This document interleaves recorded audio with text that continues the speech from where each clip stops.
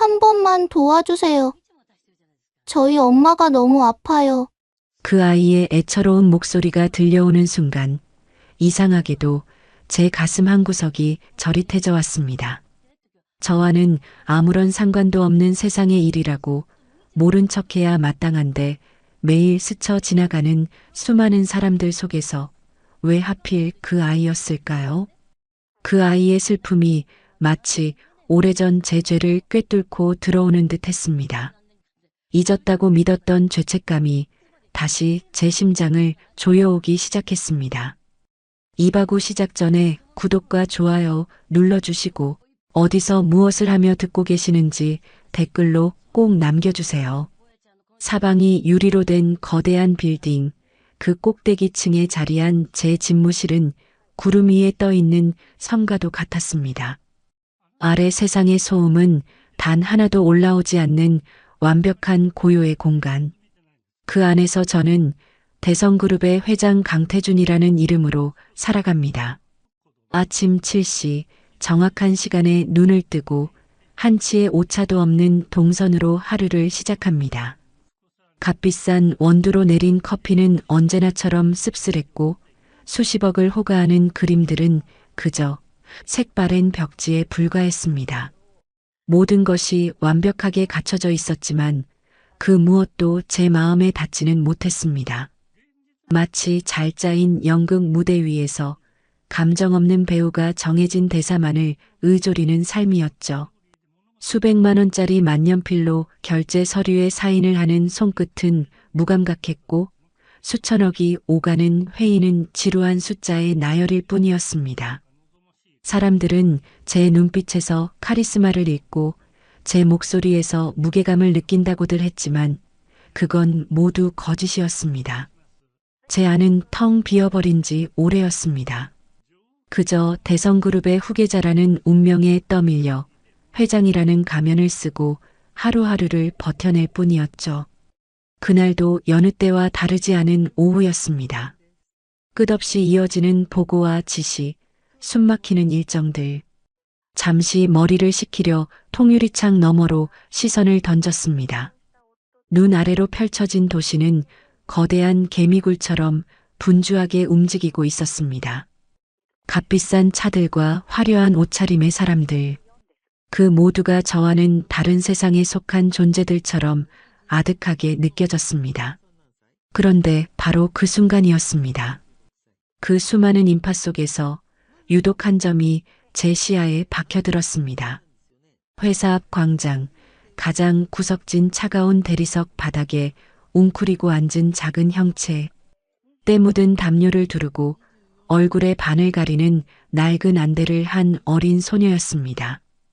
소녀의 깡마른 손에는 찌그러진 깡통 하나가 들려 있었고 그 작은 입술은 무언가 간절히 속삭이고 있었습니다. 그 모습이 어찌나 작고 위태로워 보이던지 이상한 일이었습니다. 지난 수년간 이 창밖으로 수만 번도 더 세상을 내려다봤지만 단 한 번도 길 위에 누군가에게 마음을 준 적이 없었습니다. 그들은 그저 풍경의 일부, 스쳐 지나가는 점에 불과했으니까요. 하지만 저 아이는 달랐습니다. 마치 거대한 자석에 이끌리는 쇳가루처럼 온 신경이 그 작은 소녀에게로 향했습니다. 심장이 이유 없이 쿵 하고 내려앉는 기분. 잊고 있던 통증이 먼지 쌓인 상자 속에서 고개를 드는 것만 같았습니다. 김 비서가 조용히 다가와 다음 일정을 보고했습니다. 회장님, 5분 뒤 이사회 참석하셔야 합니다. 저는 대답 대신 창밖의 소녀를 턱짓으로 가리켰습니다. 저 아이 언제부터 저기 있었지? 제 질문에 김 비서는 당황한 기색이 역력했습니다. 지난 10년간 저를 보좌해왔지만 제가 회사 밖의 일, 특히 저런 사소한 일에 관심을 보인 것은 처음이었을 겁니다. 오늘 아침부터 본 것 같습니다. 요즘 부쩍 저런 아이들이 늘어서 저는 말없이 고개를 끄덕였습니다. 이사회에 참석하기 위해 자리에서 일어섰지만 머릿속은 온통 그 소녀에 대한 생각으로 가득 찼습니다. 낡은 안대, 앙상한 어깨, 그리고 무언가를 간절히 바라는 듯한 그 작은 입술. 마치 아주 오래전 제가 애써 외면하고 도망쳐왔던 어떤 풍경과 겹쳐 보였습니다. 이사회 내내 임원들의 보고는 귓가에 들어오지 않았습니다. 제 눈앞에는 오직 차가운 바닥에 웅크린 소녀의 모습만이 아른거렸습니다. 지루한 회의가 끝나자마자 저는 다시 창가로 향했습니다. 해가 저물어가는 도시는 하나둘 불빛을 밝히고 있었지만 소녀는 여전히 그 자리에 있었습니다. 쌀쌀한 가을바람에 작은 몸이 가늘게 떨리는 것이 보였습니다. 그 모습을 보는 순간 잊고 있던 기억 하나가 날카로운 파편처럼 뇌리를 스치고 지나갔습니다. 12년 전 비가 쏟아지던 어느 날 밤, 아버지의 서재, 육중한 원목 책상 너머로 아버지는 저를 경멸 어린 눈빛으로 쏘아보고 있었습니다. 책상 위에는 그녀, 윤희의 사진 몇 장과 그녀의 뒷조사 서류가 흩어져 있었습니다. 고아 출신, 변변찮은 직업, 대성그룹의 안주인이 되기에는 턱없이 부족한 조건들이었습니다. 내가 지금 제정신이냐? 저런 근본도 없는 계집을 데리고 뭘 어쩌시겠다? 내 눈에 흙이 들어가기 전에는 절대 허락 못한다. 아버지의 노성에 온 집안이 울리는 듯 했습니다. 저는 떨리는 목소리로 반박하려 애썼습니다. 아버지, 윤희 씨는 그런 사람이 아닙니다. 제가 사랑하는 사람이라고요. 사랑? 가짜는 소리 집어치워라. 내 놈이 지금 그 한낱 감정 노름 때문에 내 앞길을, 이 대성의 미래를 망치겠다는 게냐? 당장 정리해. 내일 아침까지 내 입으로 헤어졌다는 소리를 듣지 못하면 그 계집은 물론이고 내 놈도 무사하지 못할 게다. 아버지의 협박에 저는 모든 용기를 잃었습니다. 제가 사랑했던 윤희의 환한 미소와 그룹의 후계자라는 무거운 왕관 사이에서 저는 결국 왕관을 택했습니다. 비겁하고 나약하게도 말입니다. 그 길로 그녀의 작은 원룸으로 달려갔습니다. 빗속을 뚫고 가는 내내 저는 수없이 되뇌었습니다. 이게 널 위한 길이야. 나 같은 놈 옆에 있으면 너만 다쳐. 그렇게 스스로를 합리화하며 세상에서 가장 잔인한 가시 돋친 말들을 준비했습니다. 태준 씨, 이 밤에 어쩐 일이에요? 흠뻑 젖었네. 저를 보고 환하게 웃으며 달려나오는 윤희의 얼굴을 보는 순간 준비했던 말들이 목구멍에 걸려 나오지 않았습니다. 하지만 저는 눈을 질끈 감고 차갑게 그녀를 밀어냈습니다. 우리 여기까지 하자. 뭐라고요? 넌 나랑 격이 안 맞아. 애초에 우리가 만난 것부터가 실수였어. 윤희의 얼굴에서 모든 빛이 사라졌습니다. 그녀의 눈에 투명한 눈물이 고이는 것을 보면서도 저는 멈추지 않고 잔인한 말들을 쏟아냈습니다. 다시는 내 앞에 나타나지 마. 연락도 하지 말고 내가 살던 세상으로 돌아가. 그녀는 아무 말도 하지 못하고 그저 떨리는 손으로 자신의 아랫배를 살짝 감싸 안았습니다. 그 미묘한 행동의 의미를 그때의 저는 알아채지 못했습니다. 그저 충격에 빠진 그녀의 모습이라고만 생각했을 뿐입니다. 저는 끝까지 그녀의 눈을 마주치지 못하고 비겁하게 돌아섰습니다. 뒤에서 그녀의 흐느낌이 들려왔지만 차마 돌아볼 수 없었습니다. 그렇게 저는 제 삶의 유일한 빛을 제 손으로 꺼버렸습니다. 그리고 며칠 뒤 그녀는 모든 흔적을 지우고 사라졌습니다. 마치 처음부터 이 세상에 존재하지 않았던 사람처럼 다시 현실로 돌아왔습니다. 창밖의 소녀는 여전히 그 자리에 있었습니다. 엄마가 아프다던 그 말이 어쩌면 12년 전 제가 버린 윤희를 향한 이야기일지도 모른다는 상상. 그 끔찍한 가능성 앞에서 저는 숨을 쉴 수 없었습니다. 심장이 발작하듯 뛰어댔고 온몸의 피가 차갑게 식는 것 같았습니다. 저는 결국 수화기를 들어 김비서를 불렀습니다. 김비서, 잠깐 들어와 봐. 곧이어 집무실 문이 열리고 김비서가 들어섰습니다. 저는 여전히 창밖을 바라보며 말했습니다. 저 아이 내일도 저기 있는지 확인해봐. 그리고 혹시 모르니 따뜻한 음식이라도 좀 챙겨주도록 해. 눈에 띄지 않게. 김비서는 또 한 번 놀란 눈치였지만 이내 고개를 숙이며 대답했습니다. 알겠습니다, 회장님. 그날 밤 저는 잠을 이룰 수 없었습니다. 뒤척이다가 결국 서재로 향했습니다. 가장 깊숙한 곳에 숨겨두었던 낡은 상자를 꺼냈습니다. 상자 안에는 먼지 쌓인 사진 한 장이 들어 있었습니다. 12년 전 가을 햇살 아래서 환하게 웃고 있는 윤희의 사진. 사진 속 그녀는 세상 가장 행복한 얼굴을 하고 있었습니다. 그 옆에서 어색하게 웃고 있는 제 젊은 날의 모습이 낯설게만 느껴졌습니다.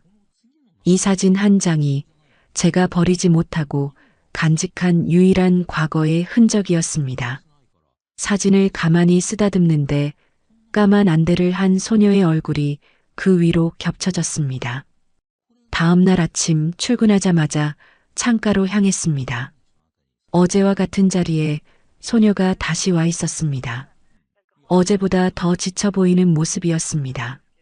저는 더욱 노골적으로 그 아이 윤서연을 지켜보기 시작했습니다. 하루의 시작은 동이 트기 전 창가에 서서 소녀를 기다리는 것이었고 하루의 끝은 어둠 속으로 사라지는 소녀의 뒷모습을 눈으로 좇는 것이었습니다. 소녀의 하루는 단조로웠습니다. 아침 일찍 나타나 해가 질 때까지 같은 자리를 지켰고 간간히 던져지는 동전에 깍듯하게 고개를 숙였습니다. 점심시간이 되면 어디선가 싸온 주먹밥을 꺼내 허겁지겁 먹었고 틈틈이 낡은 책을 꺼내 읽기도 했습니다. 그 모든 평범한 행동들이 제게는 하나하나 의미심장하게 다가왔습니다. 책 읽는 것을 좋아했던 윤희의 모습이 그 위로 겹쳐졌고 어려운 형편에도 늘 당당함을 잃지 않았던 그녀의 눈빛이 떠올랐습니다. 밤이 되면 고독과 죄책감은 어김없이 저를 찾아왔습니다. 값비싼 위스키와 오래된 재즈 음악도 더 이상 위로가 되지 못했습니다. 술잔을 기울이며 텅 빈 소파를 바라보면 그곳에는 늘 윤희의 환영이 앉아 있었습니다. 그녀는 아무 말 없이 그저 슬픈 눈으로 저를 바라볼 뿐이었습니다. 왜 자꾸 나를 그렇게 봐? 제 목소리는 술 기운에 젖어 낮게 갈라져 나왔습니다. 내가 날 이렇게 보게 만들었잖아. 매일 밤 후회와 죄책감 속에서 환영 속의 윤희는 12년 전 우리가 가장 행복했던 그 시절의 미소를 띠고 있었습니다. 함께 갔던 작은 놀이공원, 솜사탕을 나눠 먹으며 아이처럼 웃던 기억, 제 넓은 등에 엎여 세상을 다 가진 듯 행복해하던 그녀의 따스한 체온. 그 모든 것이 어제 일처럼 생생하게 떠올랐습니다. 그 찬란했던 기억들은 날카로운 유리 조각이 되어 현재의 저를 더욱 비참하게 만들었습니다. 그립다 안 그래? 윤희의 환영이 속삭였습니다. 저는 차마 고개를 끄덕일 수 없었습니다. 그리워할 자격조차 제게는 없었으니까요. 내가 널 버렸어. 내 손으로. 알아. 세상에서 가장 잔인하고 비겁한 방법으로. 그녀의 목소리는 칼날처럼 제 가슴을 파고들었습니다. 윤희를 지키겠다는 약속, 그녀와 함께라면 무엇이든 할 수 있다던 맹세는 산산조각 났습니다. 저는 결국 대성그룹의 후계자라는 자리를 택했고 사랑을 버렸습니다. 다시 현실로 돌아왔습니다. 빈 위스키 잔을 든 손이 부들부들 떨리고 있었습니다. 왜 하필 지금일까? 12년이라는 긴 세월이 흐른 지금, 왜 하필 저 아이가 내 눈앞에 나타난 걸까? 엄마가 아프다던 그 말이 어쩌면 12년 전 제가 버린 윤희를 향한 이야기일지도 모른다는 상상. 그 끔찍한 가능성 앞에서 저는 숨을 쉴 수 없었습니다. 심장이 발작하듯 뛰어댔고 온몸의 피가 차갑게 식는 것 같았습니다. 일주일이 지났습니다.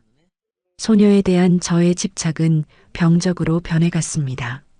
중요한 회의 중에도 창밖을 쳐다보다가 비서의 지적을 받았고 해외 바이어와의 식사 자리에서는 멍하니 허공을 응시하다가 결례를 범하기도 했습니다.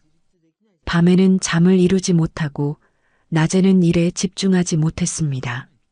제 모든 신경과 감각은 오직 그 작은 소녀에게로만 향해 있었습니다.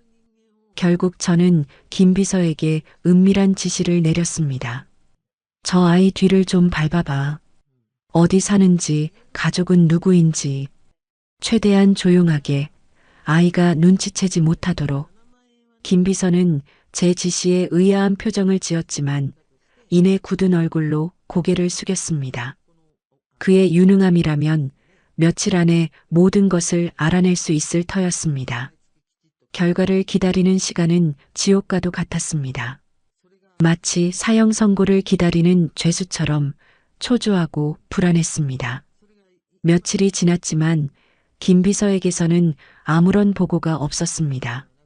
아이가 워낙 경계심이 강해 사는 곳을 알아내는데 애를 먹고 있다는 것이었습니다. 매일 저녁 소녀는 인파 속으로 유령처럼 사라져버린다고 했습니다. 기다림에 지친 저는 결국 다시 술병을 찾았습니다. 그날 밤의 환영은 유독 더 선명했습니다. 윤희는 슬픈 얼굴로 저를 바라보며 말했습니다. 찾지 마. 그냥 모른 척 해줘. 그게 너를 위한 길이야. 아니, 이젠 더 이상 비겁하게 숨지 않을 거야. 그 아이가 누구인지 내가 직접 알아내야겠어. 알아내서 어쩌려고? 12년 동안 모른 척 잘 살아왔잖아. 이제 와서 당신이 뭘 할 수 있는데? 당신한테는 그럴 자격 없어. 그녀의 말이 비수가 되어 심장에 박혔습니다. 맞습니다. 저에게는 자격이 없습니다. 하지만 이대로 모른 척 살아갈 수도 없었습니다. 진실이 무엇이든 제 눈으로 직접 확인해야만 했습니다. 그것이 설령 저를 파멸로 이끈다 할지라도 더는 도망치고 싶지 않았습니다. 다음 날 아침 저는 평소보다 훨씬 일찍 회사에 도착했습니다. 아직 어둠이 채 가시지 않은 새벽이었습니다. 그리고 잠시 후 동이 트기 시작하는 시간, 저 멀리서 익숙한 실루엣이 나타났습니다. 윤서연이었습니다. 아이는 익숙한 듯 광장 구석으로 가 자리를 잡고 앉았습니다. 그 모습을 바라보는 제 눈시울이 뜨거워졌습니다. 저 어린 것이 저 차가운 곳에서 밤을 지새운 것은 아닐까? 그 순간 저는 결심했습니다. 더 이상 기다릴 수 없다. 김 비서의 보고도 다른 무엇도 필요 없다. 내가 직접 가서 물어봐야겠다. 저는 망설임 없이 1층으로 내려갔습니다. 이른 아침이라 광장은 한산했고 제 구두 소리만이 정막을 깨며 울려 퍼졌습니다. 소녀는 인기척을 느꼈는지 고개를 들었습니다. 어둠 속에서 저를 본 것인지 몸을 살짝 웅크리는 것이 보였습니다. 경계하는 기색이 역력했습니다. 저는 소녀의 앞에 멈춰 섰습니다. 며칠 전처럼 도망가지 않으리라 굳게 다짐했습니다.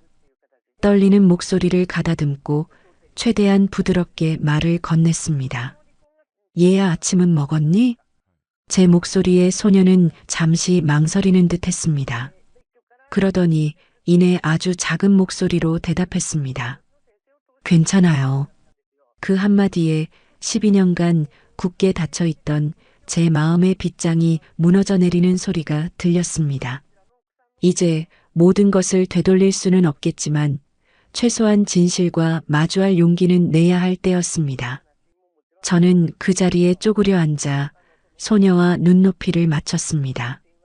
그리고 다시 한번 떨리는 목소리로 물었습니다. 엄마가 많이 아프시니? 제 떨리는 목소리에 소녀는 움찔하며 몸을 웅크렸습니다. 낡은 안대 너머로 저를 향한 경계심이 날카롭게 느껴졌습니다. 아이는 아무 대답 없이 그저 고개를 숙인 채 입술만 달싹였습니다. 그 침묵이 제 심장을 더욱 조여왔습니다. 저는 주머니에서 빳빳한 지폐 몇 장을 꺼내 아이의 찌그러진 깡통에 조심스럽게 넣었습니다. 깡통 안에는 이미 구겨진 1,000원짜리 몇 장과 동전 몇 개가 전부였습니다. 그 초라한 내용물이 이 아이가 견뎌냈을 시간을 짐작하게 했습니다. 하지만 아이는 돈에는 전혀 관심이 없는 듯 했습니다. 왜 저한테 이런 걸 주세요? 아이가 처음으로 제게 던진 질문이었습니다. 그 목소리는 가늘게 떨리고 있었지만 그 안에는 어린아이답지 않은 당돌함이 섞여 있었습니다. 마치 부당한 동정은 받지 않겠다는 굳은 심지 같은 것이 느껴졌습니다. 그냥 주고 싶어서. 날씨가 많이 춥구나. 저는 어색하게 대답하며 아이의 얇은 담요를 바라봤습니다. 금방이라도 해질 것 같은 얇은 담요로는 이 차가운 도시의 새벽 공기를 막아내기엔 턱없이 부족해 보였습니다. 그 순간 아이가 제 손목을 와락 붙잡았습니다. 앙상하고 작은 손이었지만 그 힘은 놀라울 정도로 강했습니다. 차갑게 식은 아이의 손끝이 제 피부에 닿자 전기에 감전된 듯 온몸이 찌릿했습니다. 아저씨 누구세요? 왜 며칠 전부터 계속 저를 쳐다보셨어요? 저한테 원하는 게 뭐예요? 심장이 쿵 하고 내려앉았습니다. 제가 지켜보고 있었다는 것을 아이는 이미 알고 있었습니다.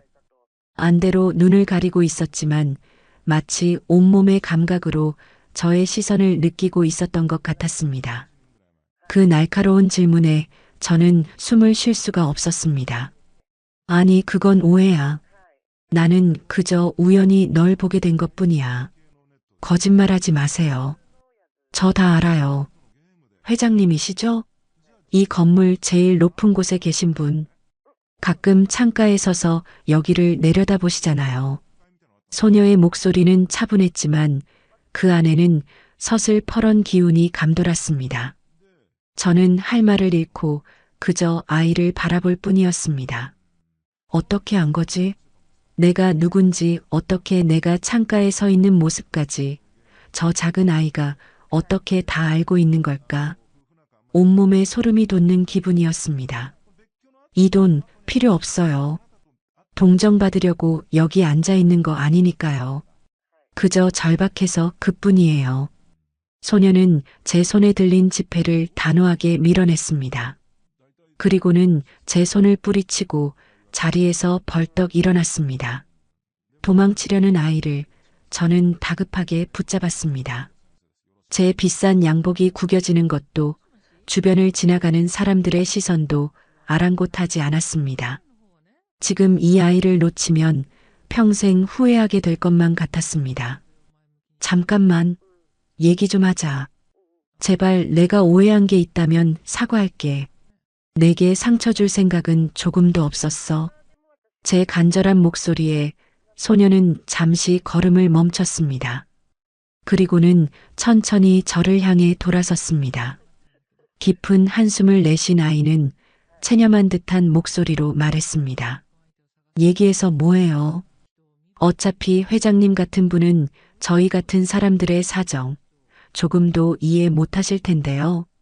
그저 하루 심심풀이, 호기심 그 이상도 이하도 아니잖아요. 아니, 저도 모르게 버럭 소리를 질렀습니다. 그리고는 곧바로 제 목소리가 너무 컸음을 깨닫고 황급히 목소리를 낮췄습니다. 아니야. 절대 그렇지 않아. 나는 진심으로 널 돕고 싶어. 그러니 제발 내 얘기를 들어줘. 제 진심이 조금은 통한 걸까요? 아이는 경계를 완전히 풀지는 않았지만 자리에 다시 주저앉았습니다. 그리고는 무릎에 얼굴을 묻은 채 아주 작은 목소리로 자신의 이야기를 털어놓기 시작했습니다. 엄마가 많이 아파요. 병원에 계신데 하루라도 약을 걸으면 안 된대요. 하지만 돈이 없어서. 아이의 목소리가 점점 더 작아졌습니다. 차마 구걸한다는 말을 자신의 입으로 하기는 힘든 모양이었습니다. 그 자존심이 오히려 제 마음을 더욱 아프게 찔렀습니다. 그 마음을 알기에 제 가슴은 더욱 미어졌습니다. 이 어린 것이 얼마나 큰 용기를 내어 이 차가운 바닥에 앉았을까? 얼마나 많은 수모와 멸시를 견뎌냈을까? 어른들의 무관심 속에서 보이지 않는 눈으로 세상을 버텨내야 했던 그 작은 어깨의 무게가 고스란히 느껴지는 듯 했습니다. 그래서 내가 약값을 벌고 있는 거구나. 이렇게 힘든 방법으로. 아이는 대답 대신 고개만 푹 숙였습니다. 그 작은 어깨가 가늘게 떨리는 것을 보니 12년 전 빗속에서 절망하던 윤희의 모습이 겹쳐 보였습니다. 그때 내가 그녀의 손을 잡아주었더라면 지금 이 아이가 이런 고통을 겪지 않아도 되었을까? 꼬리에 꼬리를 무는 죄책감에 저도 모르게 감정이 북받쳐 올랐습니다. 내가 도와줄게. 병원비든 약값이든 얼마가 필요하든 내가 다 내줄게. 그러니 더 이상 이런 곳에 나와 있지 않아도 돼. 제 말에 아이는 놀란 듯 고개를 번쩍 들었습니다. 안대 밑으로 보이는 아이의 입술이 믿을 수 없다는 듯 살짝 벌어졌습니다. 정말이세요? 하지만 왜 저를? 아이의 목소리에는 감사함보다 의심이 더 크게 담겨 있었습니다. 세상에 이유 없는 호의는 없다는 것을 이 어린아이는 너무 일찍 알아버린 듯 했습니다.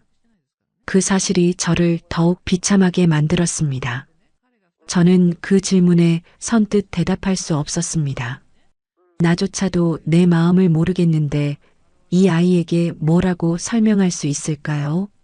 내게서 내가 버린 여자의 모습을 봤다고, 어쩌면 내가 내 딸일지도 모른다는 끔찍한 상상을 하고 있다고 차마 말할 수 없었습니다. 그냥 그러면 안 되는 거니? 어른으로서 아이가 힘든 걸 보고 그냥 지나칠 수가 없어서 그런다. 어떤 어른이 너 같은 아이가 이렇게 고생하는 걸 보고 모른 척할 수 있겠어. 그것은 진심이었습니다.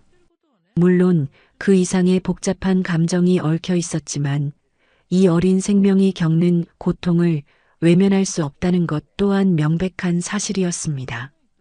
제 진심이 통했는지 아이의 눈빛이 조금은 누그러졌습니다. 아니, 안대 너머의 눈빛을 볼 수는 없었지만 저를 향한 아이의 태도가 조금은 부드러워졌음을 느낄 수 있었습니다. 이름이 뭐니? 저는 조심스럽게 마치 깨지기 쉬운 유리구슬을 다루듯 물었습니다. 서연이에요. 윤서연. 그 이름을 입안에서 가만히 굴려보았습니다. 왠지 모를 익숙함과 슬픔이 동시에 밀려왔습니다. 심장이 다시 한번 세차게 뛰기 시작했습니다. 서연아, 내가 널 돕고 싶어. 진심이야.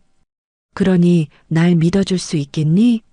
서연이는 한참 동안 아무 말 없이 저를 바라봤습니다. 안대에 가려진 눈 대신 그 작은 입술과 턱선, 그리고 제 말을 경청하는 고개의 각도에서 저는 수많은 감정을 읽어내려 애썼습니다. 아이는 무엇을 생각하고 있을까? 지금 무슨 고민을 하고 있을까? 이 낯선 남자의 갑작스러운 호의를 어떻게 받아들여야 할지, 그 작은 머릿속이 얼마나 복잡할까? 한참의 침묵 끝에 서연이가 드디어 입을 열었습니다. 아저씨를 어떻게 믿어요? 아저씨가 누군지도 모르는데요. 그럼 어떻게 하면 날 믿어줄 수 있겠니? 내가 어떻게 하면 내가 날 믿고 내 엄마를 도울 기회를 주겠니? 제 질문에 서연이는 잠시 망설이는 듯 했습니다. 그러더니 이내 아주 작은 목소리로 하지만 단호하게 말했습니다. 제 눈을 똑바로 보고 약속해 주세요. 우리 엄마 꼭 낫게 해준다고. 절대로 저희를 버리지 않겠다고. 그 말을 듣는 순간 제 심장은 그대로 멈추는 듯 했습니다. 버리지 않겠다는 그 약속. 12년 전 제가 윤희에게 끝내 지키지 못했던 바로 그 약속이었습니다. 마치 과거의 죄를 심판받는 기분이었습니다. 시간과 공간을 넘어 12년 전에 윤희가 이 아이의 입을 빌려 제게 묻고 있는 것만 같았습니다. 이번에도 또 버릴 건가요? 저는 마른 침을 삼키며 떨리는 손을 뻗어 서연이의 안대로 가져갔습니다. 그래, 약속할게. 그러니 내 눈을 보고 약속할 수 있게 해줘. 제 목소리는 저 자신도 믿기지 않을 만큼 단호하게 울려 퍼졌습니다. 시간은 멈춘 듯 했고 주변의 모든 소음은 아득하게 멀어졌습니다. 오직 제 앞에 작은 아이 서연이와 저 단둘만이 이 세상에 존재하는 것 같았습니다. 제 손끝은 아이의 낡은 안대에 닿아 있었고 그 거친 천의 감촉이 제 심장을 더욱 세차게 두근거리게 만들었습니다. 서연이는 제 손길을 피하지 않았습니다. 오히려 모든 것을 체념한 듯 혹은 모든 것을 받아들일 준비가 된 듯 미동도 없이 앉아 있었습니다. 그 작은 몸에서 뿜어져 나오는 알 수 없는 기운이 저를 압도했습니다. 이제 저 낡은 안대만 벗겨내면 저는 그토록 확인하고 싶었던 진실의 일부와 마주하게 될 것입니다. 12년의 세월을 뛰어넘는 해답이 아니면 더 깊은 절망이 저를 기다리고 있을까? 제 마른 손가락이 안대의 매듭을 더듬어 찾아가는 그 찰나의 순간이 제게는 영원처럼 길게 느껴졌습니다. 아저씨 정말 후회 안 하실 자신 있으세요? 안대 너머에서 서연이의 목소리가 희미하게 흘러나왔습니다. 그 목소리는 질문이라기보다는 마지막 경고처럼 들렸습니다. 마치 판도라의 상자를 열기 직전에 저에게 되돌릴 수 없음을 각인시키려는 듯이 후회 이미 내 인생은 후회투성이야. 여기서 더 후회할 게 뭐가 있겠니? 저는 쓴웃음을 지으며 대답했습니다. 그렇습니다. 12년 전 윤희를 버린 그 순간부터 제 삶은 단 한순간도 후회 아닌 적이 없었습니다. 그러니 이제 와서 두려워할 것은 없었습니다. 진실이 무엇이든 그것을 마주하고 감당하는 것이 제가 짊어져야 할 몫이었습니다. 저는 더 이상 망설이지 않았습니다. 떨리는 손으로 안대의 매듭을 천천히, 아주 천천히 풀기 시작했습니다. 한 겹, 또 한 겹, 아이의 얼굴을 가리고 있던 거짓의 장막이 거쳐갔습니다. 마침내 낡은 안대가 제 손에서 스르르 풀려나가 차가운 바닥으로 떨어지는 순간 저는 숨을 멈췄습니다. 세상이 무너져 내렸습니다. 안대 뒤에 숨겨져 있던 그 얼굴, 앳되고 깡마른 얼굴이었지만 그 안에 담긴 모든 것이 기적처럼 그녀를 가리키고 있었습니다. 초승달처럼 고운 눈썹, 굳게 담은 입술의 모양, 살짝 올라간 콧날까지. 그것은 의심의 여지 없이 12년 전 제 기억 속에 박제된 윤희의 얼굴이었습니다. 세월의 흔적 대신 어린 소녀의 앳됨이 그 자리를 채우고 있을 뿐이었습니다. 특히 저를 향해 당돌하게 빛나고 있던 그 눈, 두려움과 경계심, 그리고 슬픔이 뒤섞인 그 복잡한 눈빛은 제가 평생을 그리워하고 또 괴로워했던 바로 그 눈빛이었습니다. 12년 전 마지막으로 보았던 모든 것을 체념한 채 저를 바라보던 윤희의 눈빛과 똑같았습니다. 아, 제 입에서는 의미 없는 신음만이 터져 나왔습니다. 머릿속이 하얗게 비어버렸습니다. 어떻게 이런 일이. 이것은 단순한 닮음이 아니었습니다. 이것은 신의 장난이거나 혹은 12년간 제가 받아온 끔찍한 형벌의 결과였습니다. 왜 그러세요? 제 얼굴에 뭐 묻었어요? 서연이는 제 반응이 이상했는지 불안한 표정으로 물었습니다. 하지만 저는 아무 대답도 할 수 없었습니다. 그저 넋이 나간 사람처럼 아이의 얼굴을 바라볼 뿐이었습니다. 아이의 얼굴 위로 12년 전의 윤희가, 빗속에서 울고 있던 윤희가, 햇살 아래서 환하게 웃던 윤희가 겹쳐 보였다가 사라지기를 반복했습니다. 현실과 환상이 뒤엉켜 저는 어디까지가 진실이고 어디부터가 제 망상인지 구분할 수 없었습니다. 아저씨, 정신 좀 차려보세요. 서연이가 제 어깨를 흔들었습니다. 그제야 저는 간신히 현실로 돌아올 수 있었습니다. 하지만 제 눈은 여전히 아이의 얼굴에서 떨어질 줄을 몰랐습니다. 너는 누구니? 대체 누구야? 제 목소리는 형편없이 떨리고 있었습니다. 제 이름은 윤서연이라고 아까 말씀드렸잖아요. 왜 자꾸 이상하게 그러세요? 무섭게. 서연이는 뒷걸음질 치며 저를 경계하기 시작했습니다. 그 모습에 저는 정신이 번쩍 들었습니다. 이러면 안 된다.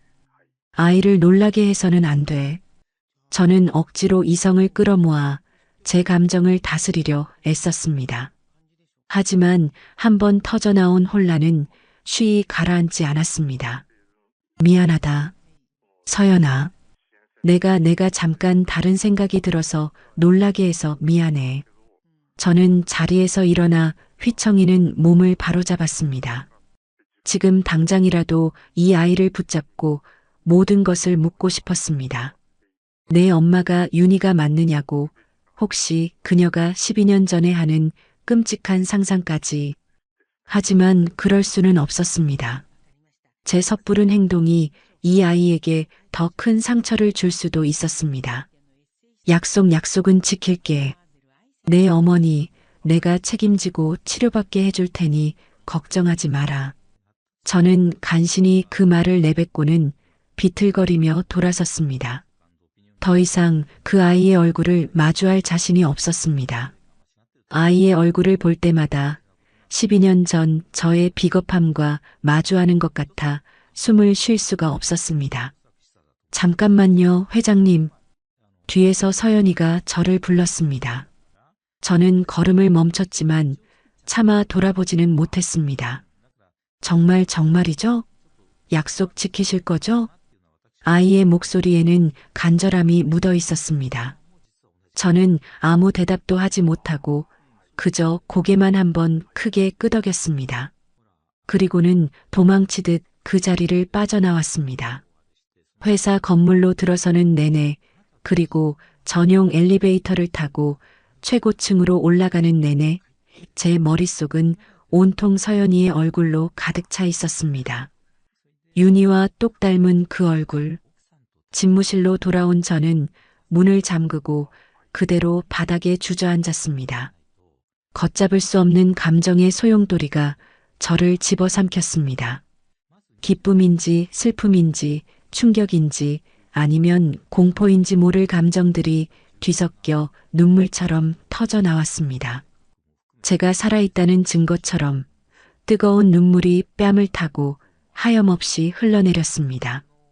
이 아이는 누구인가? 정말 윤희가 낳은 아이란 말인가? 그렇다면 혹시 내 아이일 가능성은? 그 생각에 이르자 온몸에 소름이 돋았습니다. 12년 전 윤희는 제게 임신 사실을 말하지 않았습니다. 하지만 만약 그녀가 임신한 사실을 알고도 저를 떠났던 것이라면 저는 미친 사람처럼 서재로 달려가 12년 전 아버지가 제게 던졌던 윤희의 뒷조사 서류를 찾아 헤맸습니다.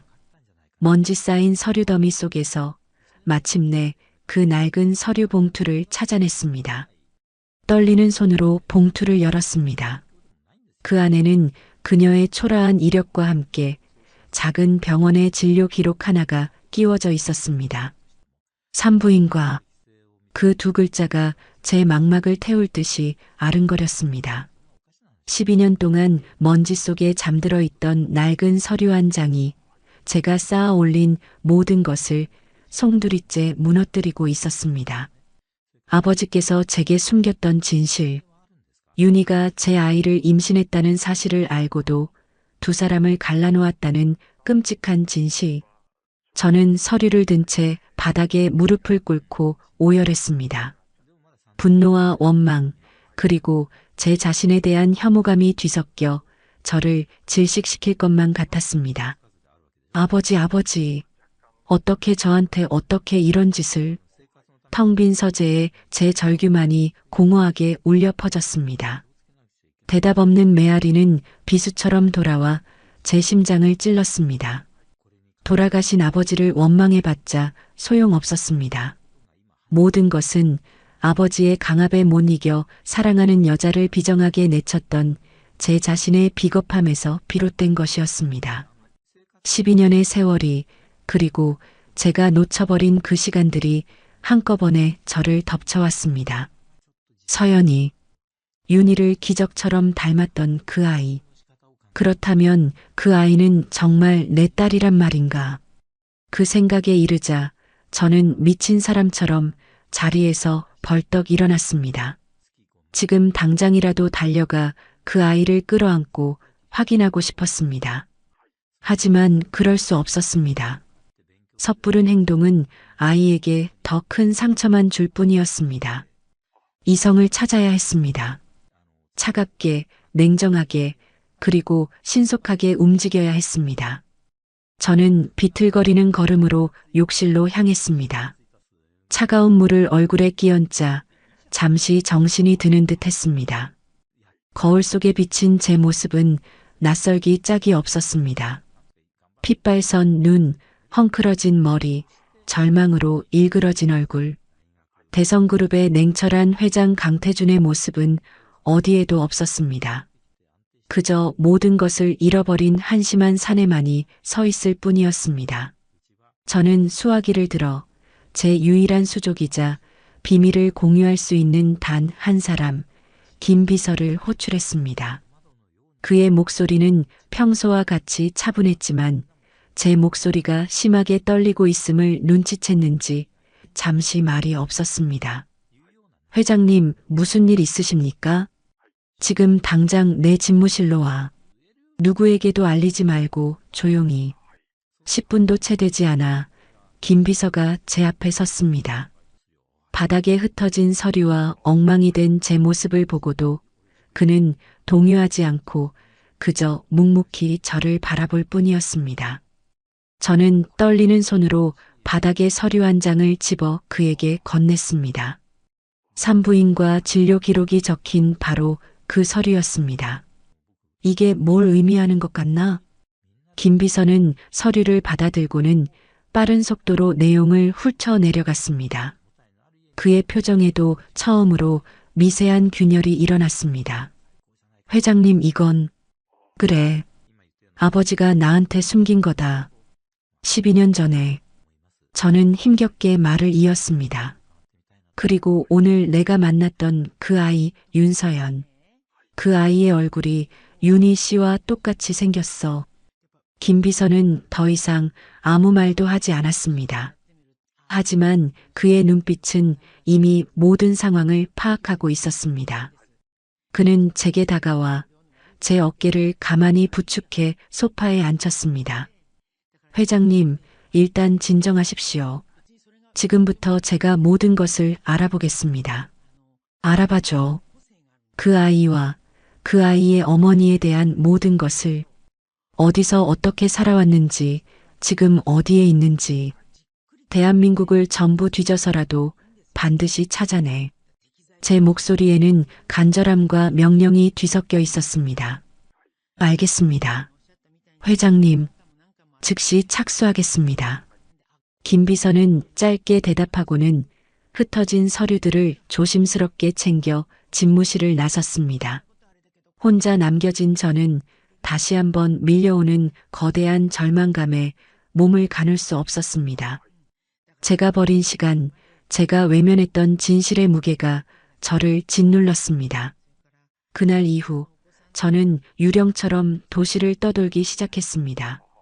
김 비서의 보고를 기다리는 시간은 영원처럼 길게 느껴졌고 집무실에 숨막히는 공기를 견딜 수가 없었습니다. 저는 차를 몰아 12년 전 윤희와 함께했던 추억의 장소들을 찾아다녔습니다. 처음으로 찾아간 곳은 우리가 처음 만났던 대학 교정의 낡은 벤치였습니다. 벚꽃이 흩날리던 봄날, 책을 읽고 있던 그녀의 모습에 첫눈에 반했던 바로 그곳. 벤치에 앉아 눈을 감자 그녀의 맑은 웃음소리가 귓가에 들리는 듯 했습니다. 선배, 무슨 생각을 그렇게 하세요? 책에서 눈을 떼고 저를 바라보던 그 까만 눈동자. 그 눈동자 속에 비친 제 모습은 세상에서 가장 행복한 사내였습니다. 하지만 지금 벤치에 앉아 있는 것은 모든 것을 잃고 추억에 기대어 연명하는 초라한 중년의 사내일 뿐이었습니다. 다음으로 찾아간 곳은 남산타워였습니다. 돈 없는 가난한 연인이었던 우리는 케이블카 대신 땀을 뻘뻘 흘리며 걸어 올라갔습니다. 꼭대기에서 서울의 야경을 내려다보며 윤희는 제게 속삭였습니다. 태준 씨, 저 수많은 불빛 중에 우리 둘이 함께할 집도 있을까? 물론이지. 세상에서 가장 크고 예쁜 집으로 마련해 줄게. 약속해. 그 약속을 지키지 못한 채 저는 세상에서 가장 크고 텅 빈 집에 혼자 살고 있었습니다. 그녀 없는 성공은 불 꺼진 도시의 야경처럼 공허하고 차가울 뿐이었습니다. 마지막으로 찾아간 곳은 그녀와 헤어졌던 비 내리던 골목이었습니다. 지금은 재개발되어 흔적조차 찾을 수 없었지만 제 기억 속에는 그날의 풍경이 생생하게 남아 있었습니다. 빗물에 젖어 제게 매달리던 그녀의 가녀린 손, 절망으로 가득 찼던 그녀의 눈빛, 그리고 제 비겁한 뒷모습, 그 모든 것이 어제의 일처럼 떠올라 저는 차 안에서 목 놓아 울었습니다. 시간을 되돌릴 수만 있다면 그날의 저를 붙잡고 절대 그녀를 놓치지 말라고 소리치고 싶었습니다. 며칠이 지났을까 마침내 김 비서에게서 연락이 왔습니다. 그의 목소리는 평소보다 무겁게 가라앉아 있었습니다. 회장님 찾았습니다. 저는 마른 침을 삼키며 다음 말을 기다렸습니다. 윤희 씨는 지금 서울의 한 대학병원에 입원해 있습니다. 상태가 많이 위중하다고 합니다. 심장이 철렁 내려앉았습니다. 올 것이 왔다는 생각과 동시에 제발 아니기를 바랐던 최악의 시나리오였습니다. 아이는 서연이는? 윤서연 양은 윤희 씨의 딸이 맞았습니다. 12년 전 회장님과 헤어진 직후에 태어났다고 합니다. 출생 기록 모두 확인했습니다. 김 비서의 목소리는 담담했지만 저는 그 안에 담긴 무거운 의미를 느낄 수 있었습니다. 모든 것이 사실이었습니다. 서연이는 제 딸이었습니다. 제가 존재조차 몰랐던 12년간 세상에 홀로 버려두었던 제 핏줄. 그리고 회장님 한 가지 더 보고 드릴 것이 있습니다. 김 비서가 잠시 말을 멈췄습니다. 그의 침묵에서 불길한 기운이 느껴졌습니다. 말해. 서연 양의 출생신고서를 확인했습니다. 그런데 침불안이 공란으로 비워져 있었습니다. 뭐라고? 공란? 저는 제 귀를 의심했습니다.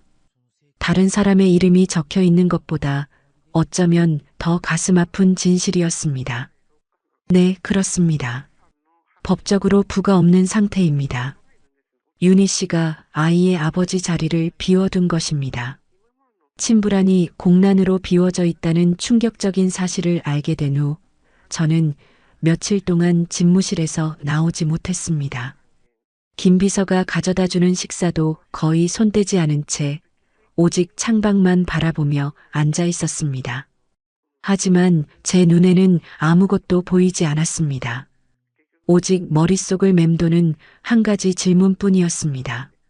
정말 확실한 것인가? 서연이가 정말 제 딸이 맞는 것인가? 상황적 증거들은 모두 그 사실을 가리키고 있었습니다.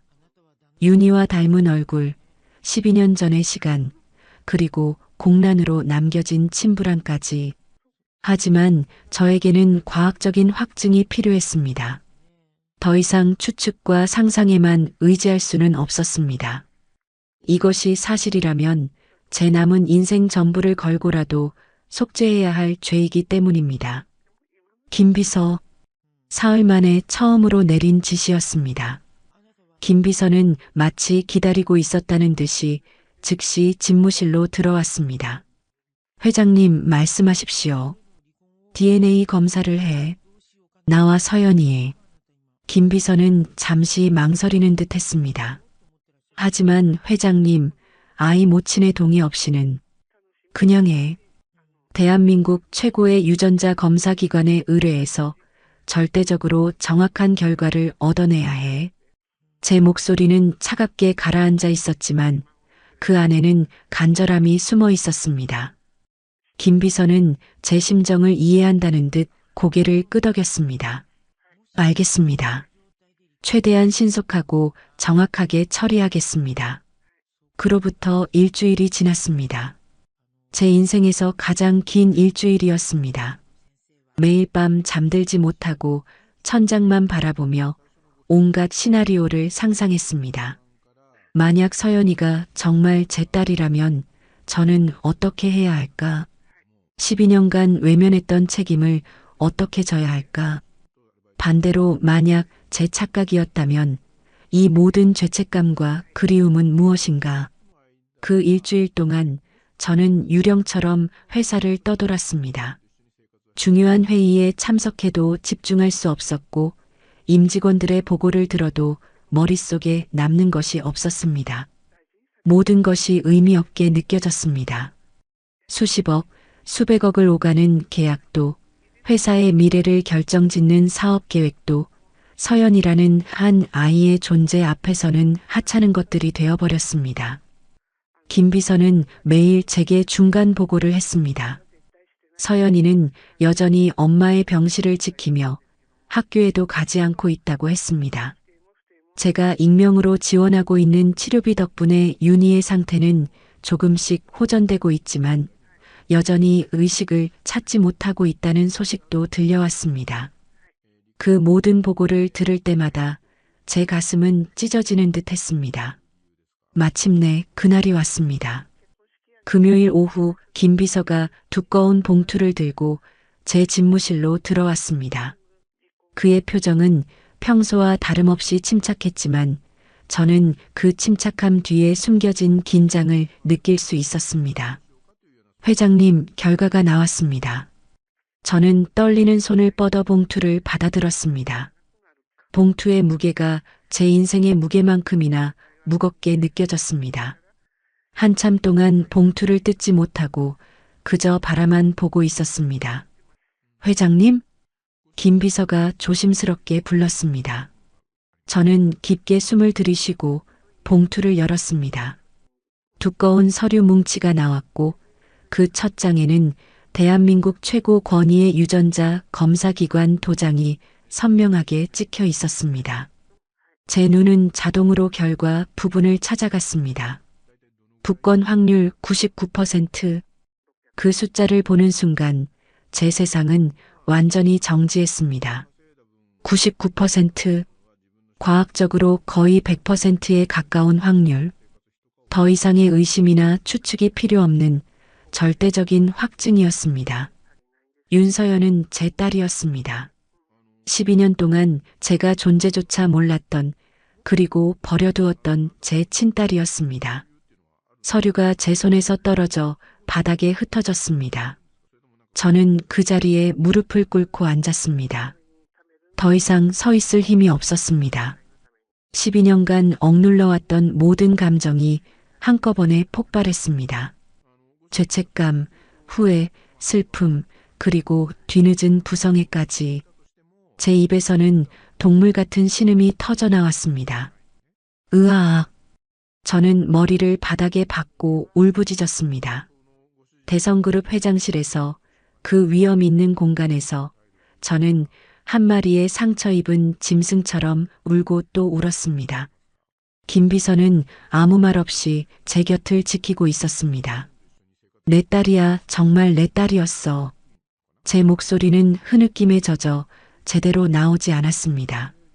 12년 동안 내가 뭘 한 거야. 내 딸을, 내 아이를. 그 순간 서연이의 얼굴이 머릿속에 떠올랐습니다. 처음 만났을 때의 경계심 가득한 눈빛, 안대를 벗었을 때 드러났던 윤희와 똑 닮은 얼굴, 가리고 엄마가 아파요라며 간절히 호소하던 그 작은 목소리. 모든 것이 새로운 의미로 다가왔습니다. 그 아이는 국어라는 아이가 아니었습니다. 제 딸이었습니다. 아픈 엄마를 살리기 위해 자신의 자존심까지 버리고 차가운 길바닥에 앉아야 했던 제 딸이었습니다. 김비서 윤희 씨 상태는 어때? 저는 바닥에 엎드린 채 물었습니다. 많이 호전되었습니다. 의사 선생님 말씀으로는 며칠 내에 의식을 찾을 수도 있다고 합니다. 그리고 서연이는 여전히 병실을 지키고 있습니다. 그 말을 듣는 순간 제 심장이 또 한 번 찢어지는 것 같았습니다. 저는 더 이상 참을 수 없었습니다. 당장 차를 준비해. 병원으로 간다. 회장님, 하지만 아직 아니야. 이제 더 이상 미룰 수 없어. 내 딸을 이대로 둘 수는 없어. 저는 비틀거리며 일어섰습니다. 거울에 비친 제 모습은 처참했습니다. 눈이 충혈되고 얼굴은 일그러져 있었습니다. 하지만 상관없었습니다. 이제 체면이나 자존심 같은 것들은 중요하지 않았습니다. 오직 제 딸 서연이에게 가는 것만이 중요했습니다. 김 비서가 조심스럽게 말했습니다.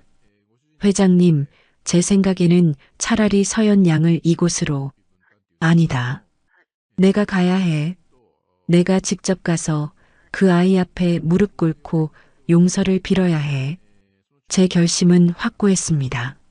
12년 전 제가 윤희에게 그랬듯이 이번에는 제가 먼저 다가가야 했습니다. 비겁하게 도망치거나 남의 손을 빌려서는 안 되었습니다. 차 안에서 저는 서류를 다시 한번 펼쳐보았습니다. 99%. 그 숫자는 제 심장에 박힌 낙인과도 같았습니다. 이제 더 이상 의심의 여지는 없었습니다. 윤서연, 그 가엾은 아이는 제 딸이었습니다. 저는 미친 사람처럼 차를 몰아 김 비서가 알려준 병원으로 향했습니다. 신호도 속도도 세상의 어떤 규칙도 제게는 무의미했습니다. 오직 제 딸에게 한시라도 빨리 가야 한다는 생각뿐이었습니다. 12년 전 윤희를 찾아 헤매던 그날처럼, 아니, 그보다 더 절박하고 처절한 심정이었습니다. 병원이 가까워질수록 제 심장은 더욱 격렬하게 뛰었습니다. 곧 제 딸을 만나게 됩니다. 처음으로 아버지로서 제 딸 앞에 서게 됩니다. 그 아이가 저를 받아들일까요? 아니면 12년간의 원망과 상처가 저를 거부할까요? 두려웠지만 그 두려움마저도 감사했습니다. 마침내 제가 져야 할 책임과 마주할 수 있게 되었으니까요. 비록 12년이나 늦었지만 이제라도 제 딸의 아버지가 될 수 있는 기회가 주어졌으니까요. 그 기회를 놓치지 않기 위해 저는 제 남은 모든 것을 걸 준비가 되어 있었습니다. 병원 주차장에 차를 아무렇게나 세운 채 저는 미친 듯이 병원 안으로 뛰어들어갔습니다. 수많은 사람들과 부딪히고 그들의 원망 섞인 시선을 뒤로 한 채 저는 오직 김 비서가 알려준 병실 번호만을 되뇌며 복도를 달렸습니다. 마침내 병실 앞에 섰을 때 저는 문틈으로 안을 들여다보았습니다. 그리고 그곳에서 저는 제 인생에서 가장 가슴 아픈 장면과 마주해야 했습니다. 창백한 얼굴로 산소호흡기에 의지한 채 잠들어 있는 윤희, 그리고 그 옆 작은 의자에 웅크린 채 쪽잠을 자고 있는 서연이, 제 아내와 제 딸. 제가 12년 동안 외면했던 제 가족이 저렇게 초라하고 고통스러운 모습으로 함께 있었습니다. 제 가슴이 갈갈이 찢어지는 듯 했습니다. 제가 조금만 더 용기를 냈더라면, 제가 조금만 더 강했더라면, 저 두 사람이 저런 고통을 겪지 않아도 되었을 텐데, 모든 것이 제 탓이었습니다. 그깟 돈과 명예가 뭐라고, 저는 제 삶의 전부를 내팽개쳤던 것입니다. 저는 차마 병실 문을 열지 못하고 그 앞에 주저앉아 소리 없이 눈물을 흘렸습니다. 그때 병실 문이 열리고 간호사가 나왔습니다. 저를 발견한 간호사는 놀란 표정을 지었지만 이내 저를 불쌍하다는 듯한 눈빛으로 바라보았습니다. 환자분 보호자 되세요? 많이 힘드시겠어요. 그래도 따님이 저렇게 지극정성으로 간호하니 곧 깨어나실 거예요. 어제부터 상태가 많이 좋아지셨어요. 보호자 그리고 따님.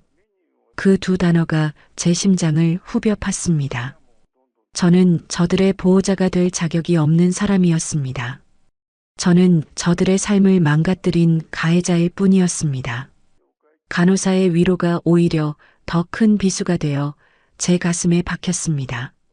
저는 아무 대답도 하지 못하고 그저 고개만 숙인 채 어깨를 들썩였습니다. 한참을 그렇게 앉아 있는데 서연이가 잠에서 깼는지 부스스한 모습으로 병실 밖으로 나왔습니다. 그리고 복도에 주저앉아 있는 저를 발견하고는 화들짝 놀라 뒷걸음질 쳤습니다. 아저씨, 어떻게 여길 오셨어요? 하지만 아이의 목소리에는 이전과 같은 날 선 경계심보다는 놀라움과 함께 희미한 반가움이 섞여 있었습니다. 며칠 전 자신을 도와주겠다고 약속했던 그 남자가 정말로 자신들을 잊지 않고 찾아왔다는 사실에 대한 작은 안도감 같은 것이었습니다. 저는 비틀거리며 자리에서 일어났습니다. 그리고는 서연이를 향해 한 걸음 다가갔습니다. 서연이는 더 이상 저를 피하지 않았습니다. 그저 큰 눈을 동그랗게 뜨고 제가 다음에 무슨 행동을 할지, 무슨 말을 할지 지켜보고 있었습니다. 저는 서연이의 앞에 멈춰 섰습니다.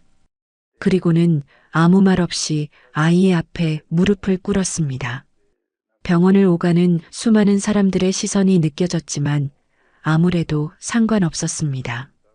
지금 제 세상에는 오직 제 딸 서연이 한 사람만이 존재할 뿐이었습니다. 대성그룹의 회장이라는 무거운 갑옷을 벗어던지고 그저 한 아이의 죄 많은 아버지로서 저는 그렇게 엎드렸습니다. 서연이는 제 돌발 행동에 당황하며 어쩔 줄 몰라 했습니다. 지금 뭐 하시는 거예요? 제발 일어나세요. 아저씨가 약속 지켜주러 오신 거 아니었어요? 아이의 목소리에는 저를 향한 걱정이 담겨 있었습니다.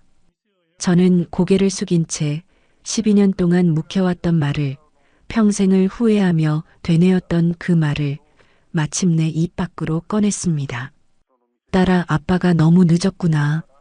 제 입에서 아빠라는 단어가 나오는 순간 서연이의 얼굴이 하얗게 굳어버렸습니다. 아이는 믿을 수 없다는 듯 제 얼굴과 허공을 번갈아 쳐다보았습니다. 무슨 소리를 하시는 거예요? 아빠라니요?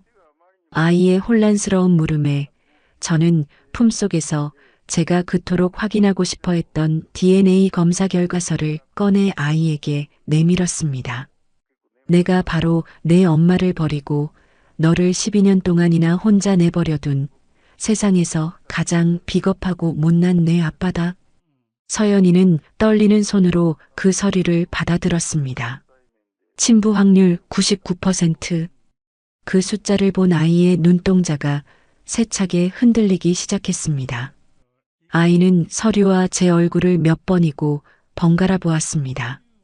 아이의 머릿속에서 엄마가 고이 간직했던 낡은 사진 속의 젊은 남자, 며칠 전 자신에게 나타나 무조건적인 도움을 약속했던 의문의 회장님, 그리고 눈앞에서 오열하며 아빠라고 말하는 이 초라한 남자의 모습이 하나로 합쳐지고 있었습니다.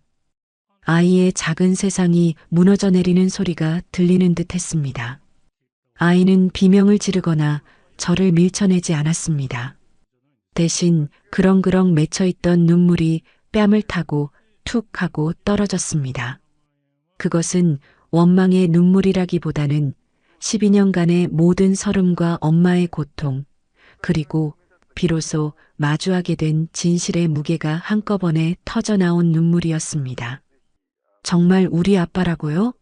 엄마 사진 속에 있던 그 사람이 정말 아저씨였어요? 그래, 나다.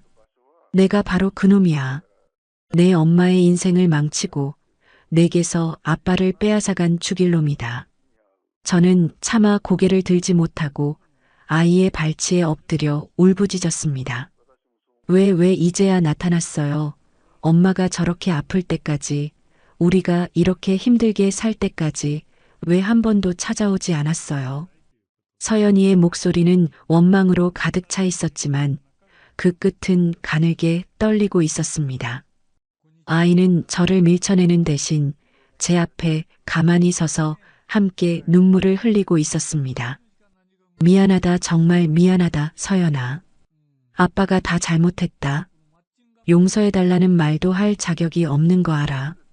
하지만 제발 아빠가 내 곁에 있게만 해줘. 이제라도 내 아빠 노릇 제대로 하게 해줘. 내 엄마 곁을, 그리고 내 곁을 지킬 수 있는 기회라도 줘. 제발.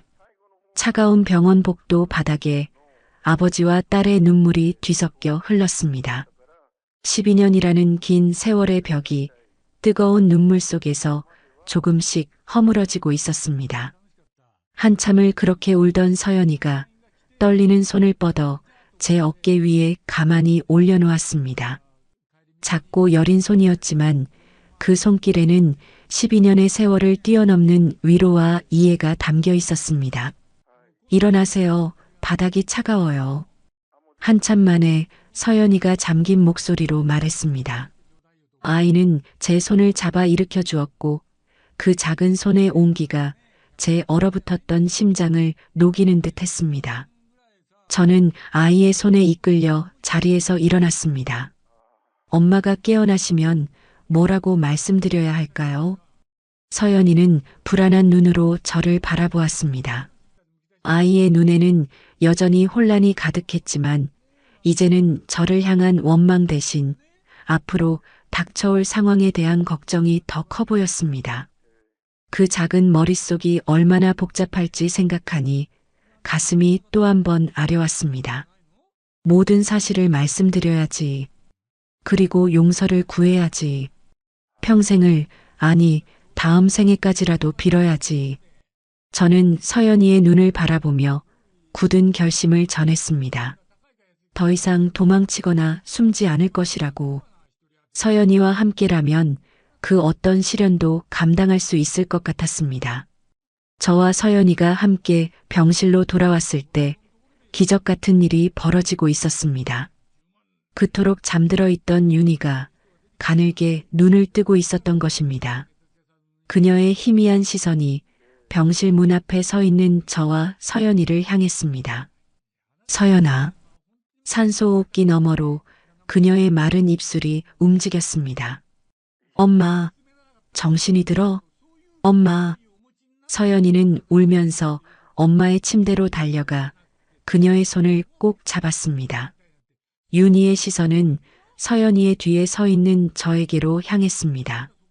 그녀의 눈동자가 파도처럼 세차게 흔들렸습니다. 놀라움, 원망, 그리움, 그리고 사랑. 그 모든 감정이 그녀의 눈빛 속에 담겨 있었습니다.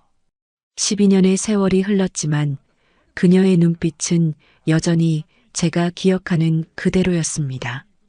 저는 차마 그녀에게 다가가지 못하고 그 자리에 못 박힌 듯 서 있었습니다. 12년 만의 재회. 제가 그토록 꿈꿔왔던 순간이었지만 막상 현실이 되자 아무 말도 할 수 없었습니다. 무슨 말을 해야 할까? 무슨 얼굴로 그녀를 봐야 할까? 그녀가 겪었을 고통을 생각하니 감히 그녀 앞에 설 자격이 없는 것만 같았습니다. 그때 서연이가 제 손을 잡고 그녀의 침대 곁으로 이끌었습니다. 아이는 마치 두려워하는 아빠를 위로하는 어른처럼 제 손을 따뜻하게 감싸주었습니다. 엄마, 이 사람 기억나? 엄마 사진 속에 있던 사람이잖아. 우리 아빠래. 서연이의 담담한 말에 윤희의 눈에서 눈물이 흘러내렸습니다. 그녀는 저를 향해 힘겹게 손을 뻗었습니다. 저는 그 손을 마주잡을 용기가 나지 않아 망설였습니다. 그런 저를 서연이가 등을 떠밀어 주었습니다. 괜찮아, 아빠. 엄마도 아빠를 기다렸을 거야. 엄마는 아빠를 한 번도 원망한 적 없다고 했어. 아빠라는 그 한마디에 저는 모든 망설임을 떨쳐버리고 윤희의 손을 잡았습니다. 12년 만에 다시 맞잡은 그녀의 손은 제 기억보다 훨씬 더 차갑고 앙상했습니다. 그녀가 겪었을 고통의 세월이 그 손끝에서 고스란히 느껴져 제 가슴은 또 한 번 미어지는 듯 했습니다. 윤희야, 나야. 태준이, 내가 너무 늦었지. 미안하다. 정말 미안해.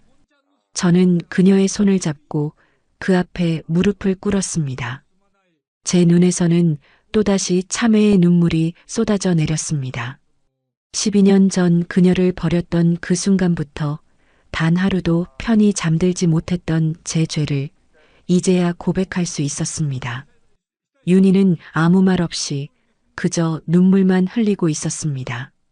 그녀의 눈물에는 원망도 있었지만 그보다 더 큰 안도감과 그리움이 담겨 있었습니다. 그녀는 제 손을 더욱 굳게 잡으며 아주 작은 목소리로 속삭였습니다. 괜찮아, 돌아와줘서 고마워. 서연이 곁에 있어줘서 고마워. 그 한마디에 12년간 저를 짓눌러왔던 모든 죄책감과 어둠이 눈 녹듯 사라지는 것 같았습니다. 그녀는 저를 용서한 것입니다. 저의 비겁함과 어리석음을 그녀의 깊고 넓은 사랑으로 모두 보듬어 준 것입니다. 저는 그녀의 손등에 얼굴을 묻고 한참 동안 울고 또 울었습니다. 서연이도 윤희도 저도 우리 세 사람은 그렇게 한참 동안 눈물로 서로의 상처를 씻어내고 있었습니다.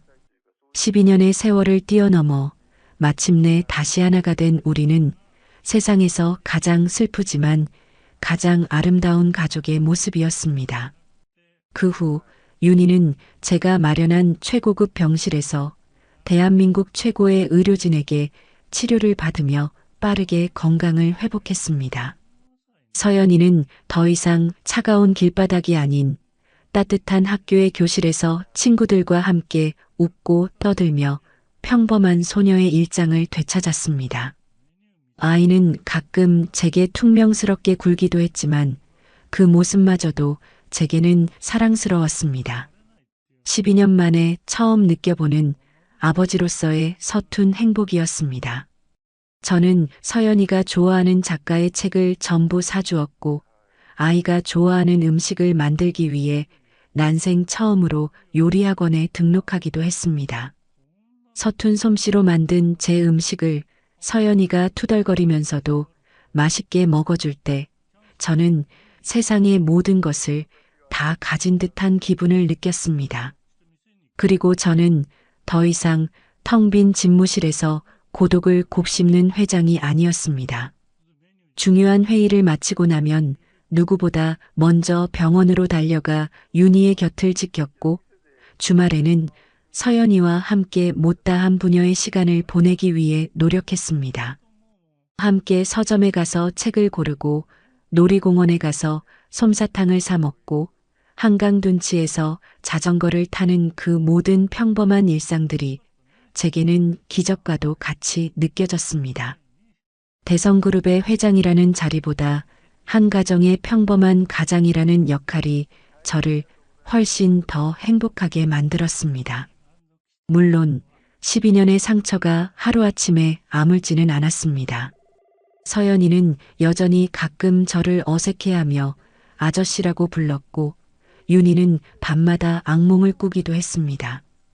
그럴 때마다 저는 그녀의 곁을 지키며 그녀의 손을 꼭 잡아주었습니다. 그리고 서연이에게는 서툴지만 진심을 담아 제가 얼마나 아이를 사랑하는지 그리고 얼마나 미안해하는지를 끊임없이 표현했습니다. 우리는 그렇게 서로의 상처를 보듬어주고 서로의 눈물을 닦아주며 하루하루 진정한 가족이 되어가고 있었습니다. 셋이 함께 거실에 모여 앉아 텔레비전을 보는 평범한 저녁, 윤희가 깎아주는 과일을 받아 먹고 서연이의 학교 생활 이야기를 듣는 그 모든 순간들이 잃어버렸던 12년의 시간을 보상해주는 것만 같았습니다. 어느 맑은 가을날 우리는 12년 전 함께 갔던 그 바닷가를 다시 찾았습니다. 윤희는 완전히 건강을 되찾았고 서연이는 제 손을 꼭 잡은 채 밝게 웃고 있었습니다. 우리는 낡은 벤치에 나란히 앉아 붉게 물드는 저녁 노을을 바라보았습니다. 저는 윤희의 손을 잡고 서연이를 품에 안으며 12년 전 미처 지키지 못했던 약속을 다시 한번 다짐했습니다. 윤희야, 서연아, 내가 평생 너희들을 지켜줄게. 다시는 너희들의 손을 놓지 않을게. 내 모든 것을 걸고 맹세할게. 사랑한다. 정말 많이 사랑한다. 제 고백에 윤희와 서연이는 환하게 웃으며 제게 안겨왔습니다. 그 두 사람을 품에 안는 순간 저는 비로소 깨달았습니다. 제가 잃어버렸던 것은 단순히 사랑하는 여자가 아니라 제 삶의 이유 그 자체였다는 것을. 12년이라는 긴 시간을 돌아 저는 마침내 제자리를 찾은 것이었습니다. 구걸하던 맹인 소녀가 안대를 벗는 순간 저의 멈춰버렸던 시간은 다시 흐르기 시작했습니다. 그리고 그 시간 속에서 저는 잃어버렸던 사랑과 가족, 그리고 제 자신을 되찾았습니다.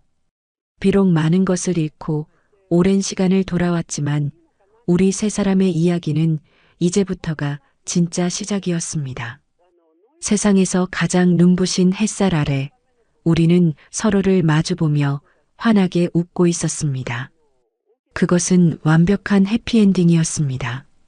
오늘의 이바구는 여기까지입니다. 한 남자의 뒤늦은 참회와 구원을 통해 우리는 잃어버린 시간을 되돌릴 수는 없지만 사랑으로 현재를 채워나갈 수 있음을 알 수 있었습니다. 차가운 아스팔트 위에서 시작된 이야기는 따스한 바닷가의 햇살 속에서 마침내 마침표를 찍었습니다. 하지만 그들의 이야기는 끝이 아닌 새로운 시작입니다. 부디 이 이야기가 여러분들의 마음에 깊은 울림과 따뜻한 위로를 전할 수 있기를 진심으로 바랍니다.